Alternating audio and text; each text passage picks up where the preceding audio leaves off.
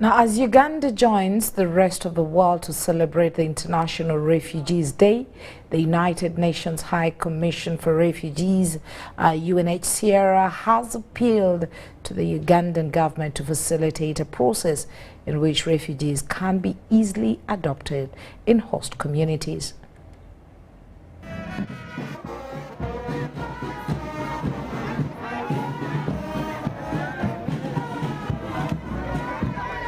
Refugees flee their homes. They are often faced with several challenges on their way to host countries and communities.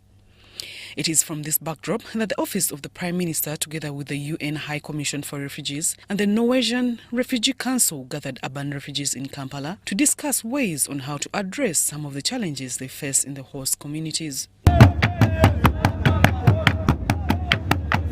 The Norwegian Refugee Council Country Director Laura Marshall called for strengthening of legal framework for refugees in the country. But having a policy is not the same as having a practice.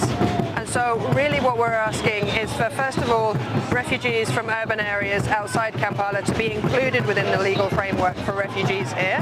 And the other thing that we're asking refugees to seek advice from agencies like NRC about how to make sure that they're registered appropriately.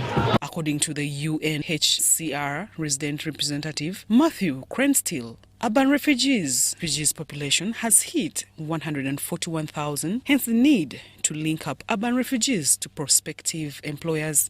That we continue to abide by the rules and regulations of the country.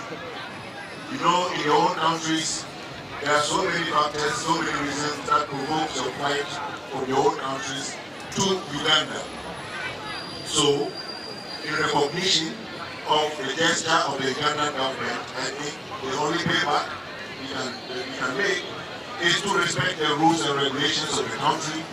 The Assistant Commissioner of Refugees at the Office of the Prime Minister, Charles Bafachi, urged the urban refugees to desist from dealing with middlemen who promise them heaven and earth. The most important durable solution is voluntary return to their home countries. You have 1.56 million refugees in Uganda. That's a big number. You cannot think of returning them, or rather sending them to other countries, which we call a resettlement. You cannot also imagine that they cannot be absorbed here.